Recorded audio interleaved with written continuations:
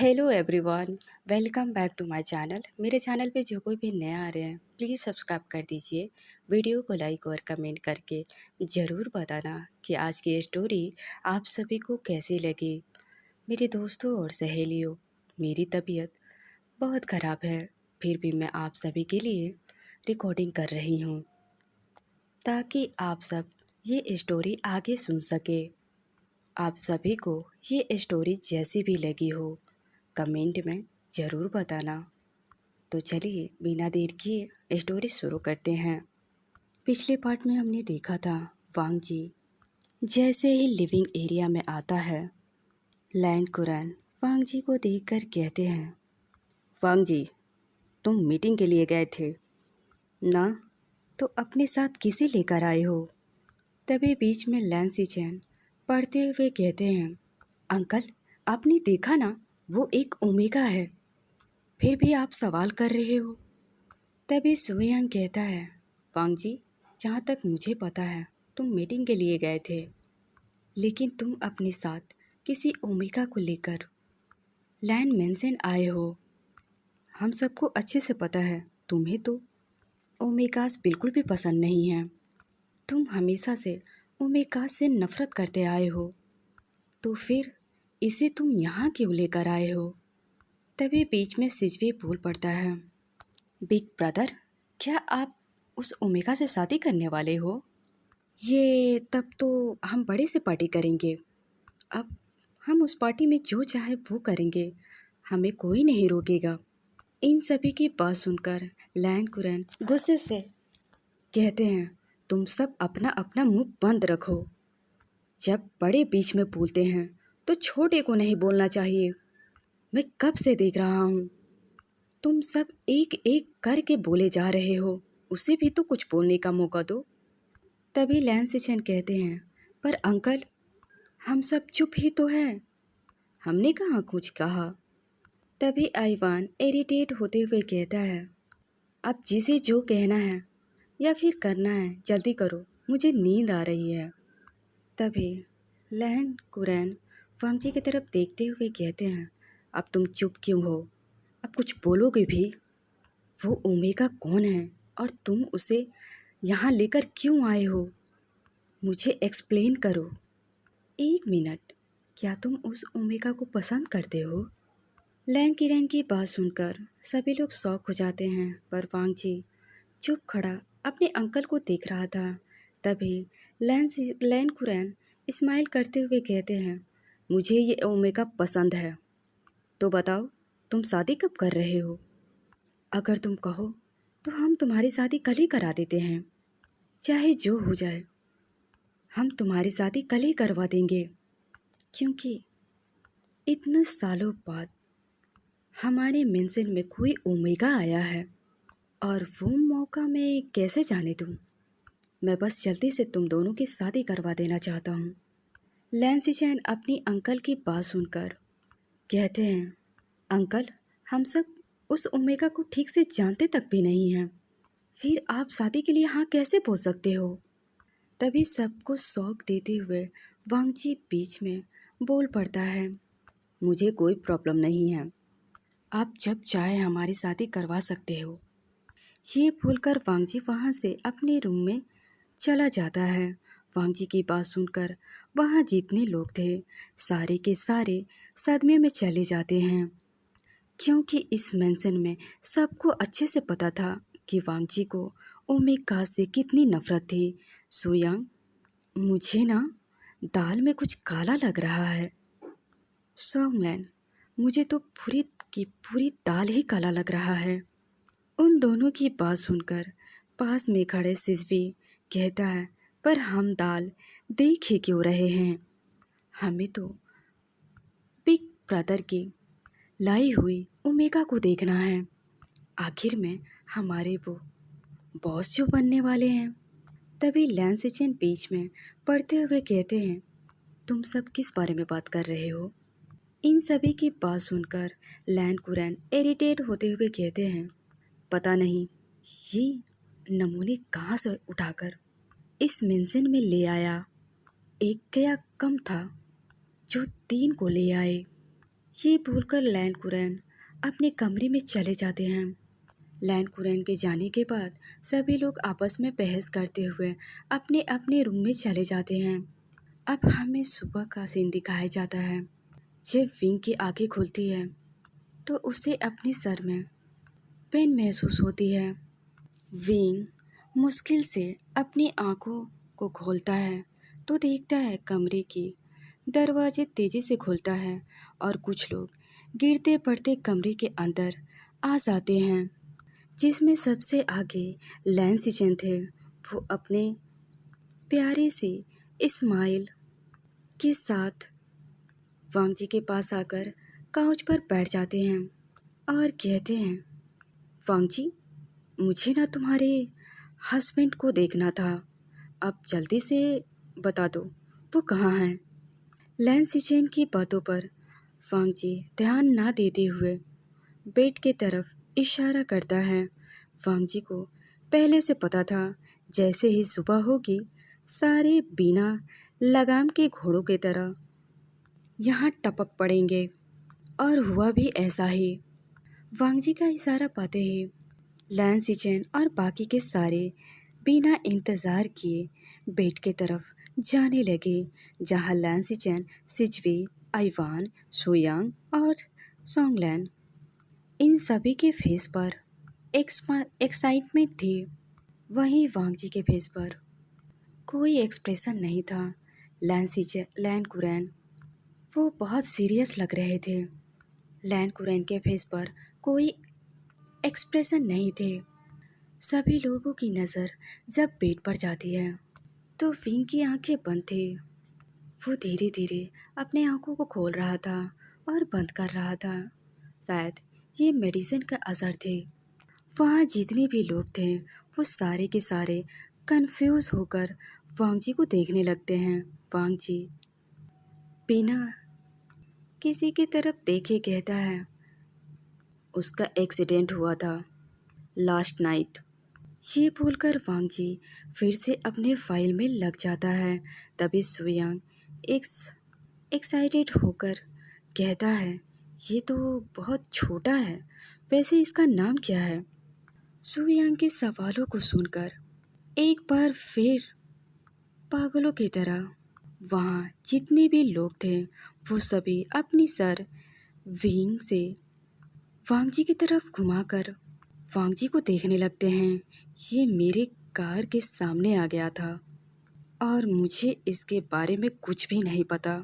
वांग जी की बात सुनकर सारे एक साथ चिल्लाते हैं, क्या? अगले ही पल वो सभी चुप हो जाते हैं, क्योंकि वांग जी सभी के तरफ घूर कर देख रहा था। तभी लैन कुरैन, वांग जी, तुम इसे यहाँ क्यों लेकर आए हो? क्या तुम सच में इससे शादी करने वाले हो? अपने अंकल की बात सुनकर वांग जी बिना लैन कुरैन की तरफ देखे कहता है, हाँ, मैं इस ओमेगा से शादी करने के लिए रेडी हूँ। अब कोई आगे कुछ बोल पाता या सवाल कर पाता उससे पहले ही वांग जी कोल्ड वॉइस में कहता है, गेट आउट। फिर वांग जी सोंगलैन से कहता है, मुझे इसके बारे में पूरी डिटेल चाहिए अभी। वांग जी की बात सुनकर सुयांग वांग जी की तरफ देखता है, ओके। तभी वांग जी फिर से कहता है, और हाँ, कॉन्ट्रैक्ट पेपर रेडी करो।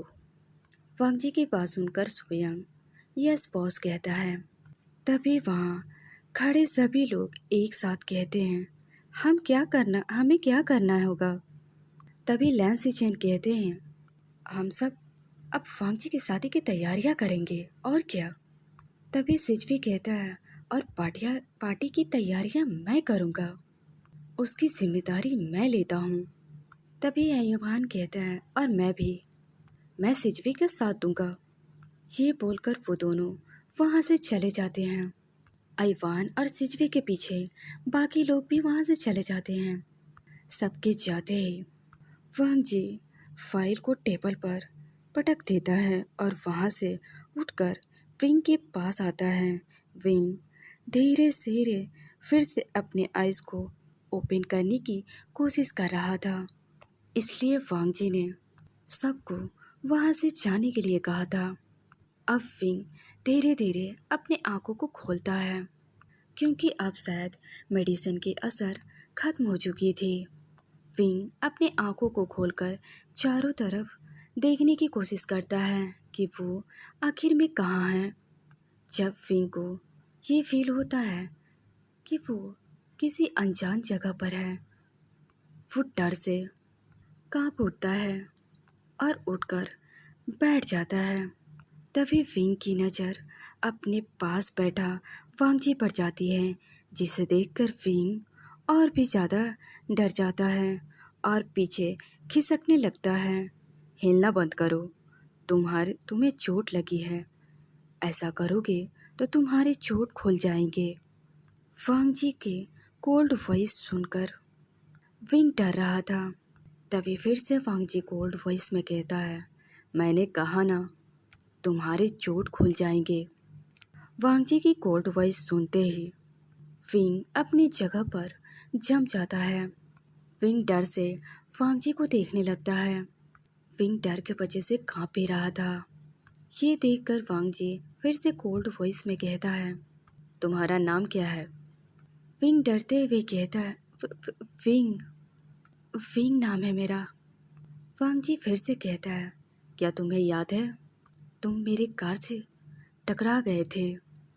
वांगजी की बात सुनकर विंग डरते हुए हाँ में सिर हिलाता है।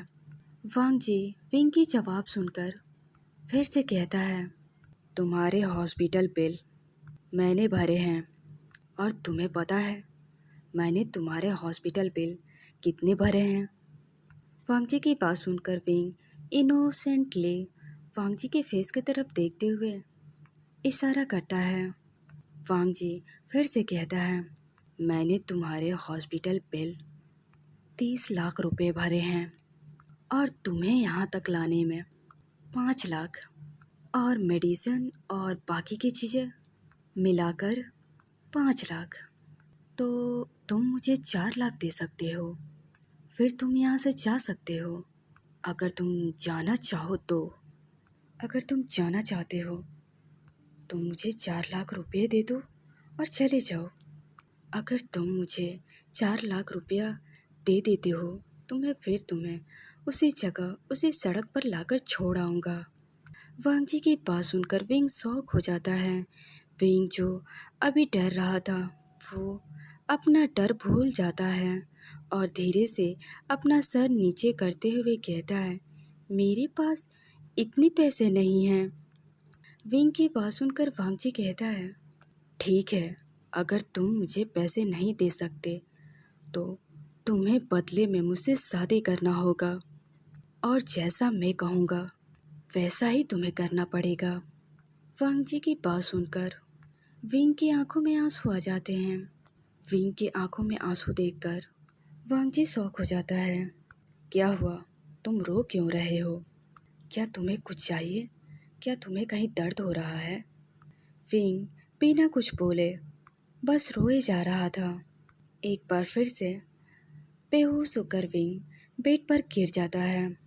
ये देखकर वांगजी गहरे सांस लेते हुए विंग को ठीक से लेटाता है और वहीं पास के ड्रॉ से एक इंजेक्शन निकालकर विंग को लगा देता है। तभी डोर पर फिर से नॉक की आवाज़ सुनाई देती है। वांगजी अंदर आने को कहता है। सॉन्गलैन अंदर आता है, वो भी एक फाइल के साथ। सॉन्गलैन फाइल वांगजी के हाथ में देते हुए कहता है, वांगजी, मुझे कल नाइट में ही पता चल गया था तुम इस ओमेगा की डिटेल ज़रूर मांगोगे, इसलिए उससे पहले ही मैंने इसकी सारी इन्फॉर्मेशन निकाल ली है। सॉन्गलैन की बात सुनकर वांगजी फाइल को लेकर एक नज़र विंग को देखता है। फिर वांगजी काउच पर जाकर बैठ जाता है और सारी डिटेल्स पढ़ने लगता है। वांगजी जैसे जैसे फाइल्स को रीड कर रहा था, वांगजी का गुस्सा बढ़ता जा रहा था। पूरी फाइल रीड करने के बाद वो फाइल को टेबल पर पटक देता है और गुस्से में सॉन्गलैन को घूरते हुए कहता है, ये सब क्या है? सोंगलैन बिना किसी एजिटेटेड के से कहता है, इसमें जितनी भी डिटेल्स हैं सब सही है। मैंने आसपास के लोगों से पता करवाया है, इसकी शादी होने वाली थी और ये अपने शादी से भाग कर आया है। इसके घर वाले ने हमेशा के लिए इसे किसी माफिया के हाथों बेच दिया है। इसके घर वाले इस पर हमेशा टॉर्चर करते थे। कुछ देर खामोशी के बाद वांगजी कहता है, तुम सब जल्द से जल्द शादी की तैयारियां करो। वांगजी की बात सुनकर सोंगलैन कहता है, ओके बॉस, और वहाँ से निकल जाता है। करीब आधे घंटे बाद विंग की आंखें खुलती हैं।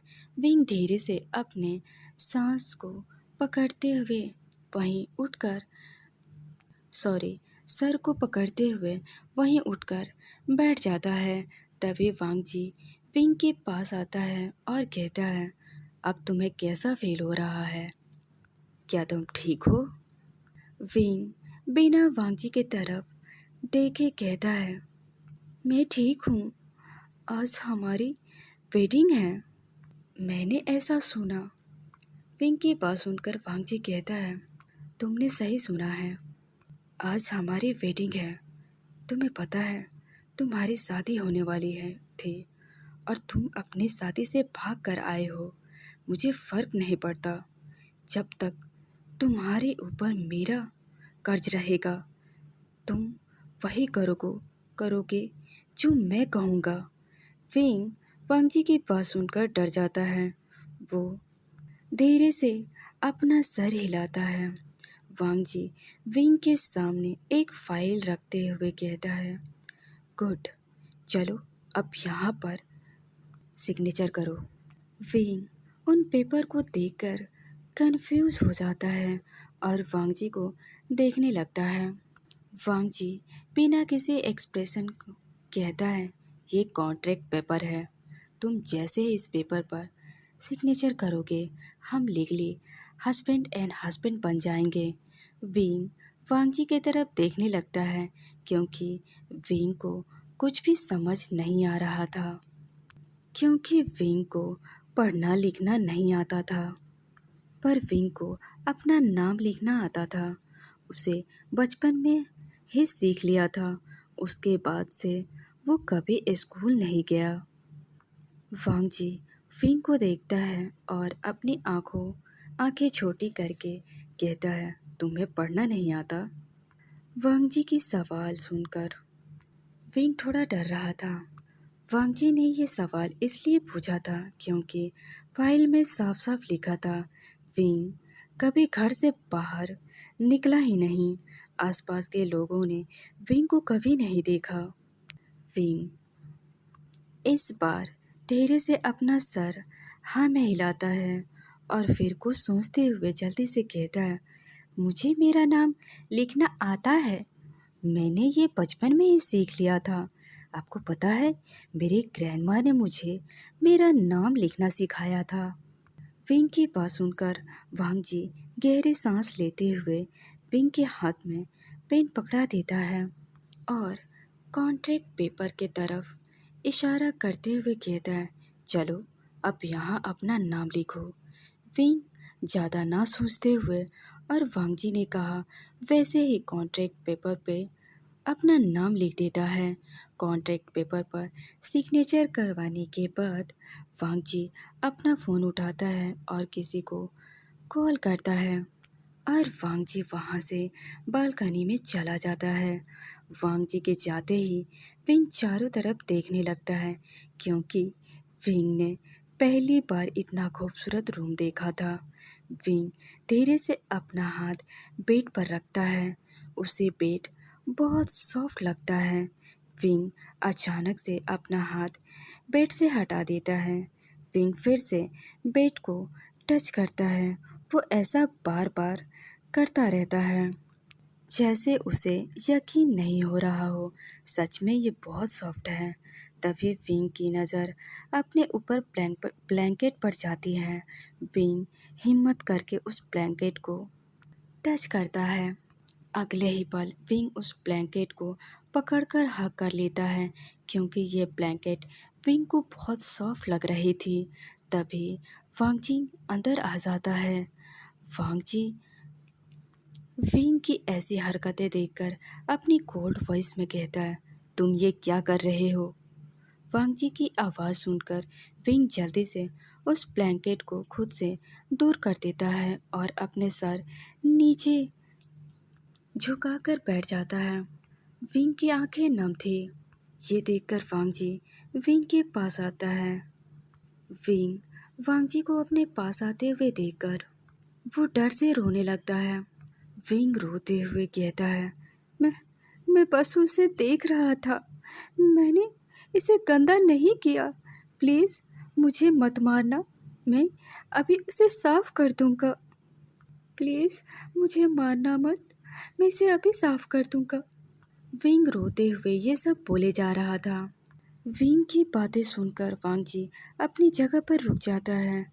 वांगजी बस विंग को देख रहा था, जो रोने की वजह से उसकी पूरी फेस रेड हो चुका था और अपने हाथों से वांगजी को दूर रहने के लिए बोल रहा था। कुछ देर वांगजी विंग को देखने के बाद वांगजी विंग के पास आता है और उसे हक कर लेता है। वांगजी विंग के सर को प्यार से सहलाते हुए कहता है, रोना बंद करो बनी, तुम्हें कोई कुछ नहीं कहेगा। विंग बिना कुछ बोले सिसकियाँ ले रहा था। तभी उस रूम का दरवाज़ा खुल जाता है और लैन सिचन अंदर आते हैं तो देखते हैं विंग रो रहा था। लैन सिचन जल्दी से विंग के पास आते हैं। सिचन के हाथों में खाने की ट्रे थी, जिसे साइड में रख देते हैं और जल्दी से बेड के पास आकर कहते हैं, वांगजी तुमने क्या किया है? ये इस तरह रो क्यों रहा है? सिचन की आवाज़ सुनकर विंग अपना फेस ऊपर करके देखता है। विंग अपने सामने लैन सिचन को देखकर डर से कसकर वांगजी को पकड़ लेता है। विंग, तुम्हें मुझसे डरने की ज़रूरत नहीं है। जिसे तुम चिपक रहे हो उसे डरने की ज़रूरत है। पूरे मेंशन में सब इससे डरते हैं। तुम्हें पता है ये पूरे मेंशन में सबसे डरावना यही है। ये बहुत डेंजरस है। मैं इसके जैसा बिल्कुल भी नहीं हूँ। तुम फिर भी मुझसे डर रहे हो। मुझसे तो बच्चे भी नहीं डरते। लैन सिचन की बात सुनकर विंग वांगजी से थोड़ा दूर हो जाता है क्योंकि उसके अंदर का डर थोड़ा कम हो गया था। वहीं वांगजी विंग को अपने से दूर जाता देखकर वांगजी को थोड़ा गुस्सा आ जाता है। वो घूरकर लैन सिचन को देखने लगता है और उठकर वहाँ से चला जाता है। अपने लिटिल ब्रदर को जाते हुए देखकर लैन सिचन के फेस पर डेविल स्माइल आ जाती है। वो जल्दी से खाने का बाउल लेकर विंग के पेट पर आते हैं और खाने के बाउल विंग के सामने रखते हुए कहते हैं, वैसे वांगजी ने तुम्हें सूप देने को कहा है, पर तुम खुद सोचो वो कितना कड़वा होते हैं। इसलिए मैंने तुम्हारे लिए कुछ अच्छा सा बनाकर ले आया हूँ। अब चलो इसे जल्दी से फिनिश करो, इससे पहले वांगजी यहाँ आ जाए और हम दोनों को ऊपर गुस्सा करे। विंग का ध्यान अभी लैन सिचन के बातों पर नहीं था। उसका पूरा ध्यान अपने खाने सामने रखे खाने पर था। उसने पूरे 3 दिन से कुछ नहीं खाया था। वो एकटक खाने के बाउल को देख रहा था। जब लैन सिचन विंग को ऐसे देखते हैं तो कहते हैं, क्या हुआ? तो चलिए गाइस, ये स्टोरी आप लोगों को कैसा